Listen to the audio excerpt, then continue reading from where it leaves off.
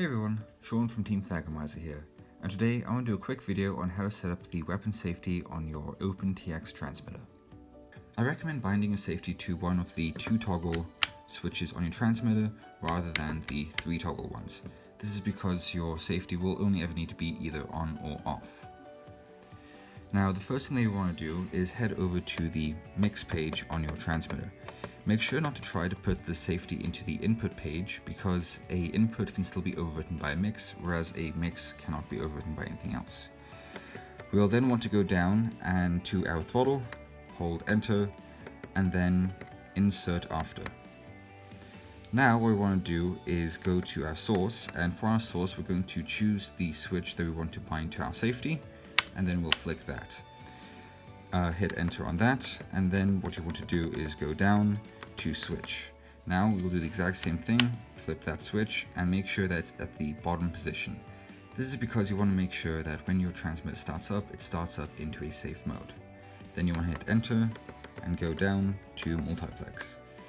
Then you want to hit enter and then go to replace. And this is all that's required to actually set up your safety. As you can see, if we now raise and lower our throttle, it stays at -100, which is our 0 point for our weapon. Alternatively, if we flip our switch on, you can now see that we have our weapon signal. Some people, however, will have their weapon set up so that rather than going from -100 to +100, it goes from 0 to 100. This requires a slight modification to our safety, which I'll quickly go over. In case you want to do this yourself, what you want to do is go to input and then go down to your throttle. Then you want to set your weight to 50 and set your offset to 50 as well. And what this will do is make sure that we go from 0 to 100.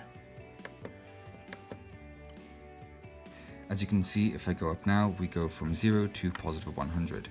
However, if we put our safety on, we're back to -100. Now let me show you how to quickly fix that.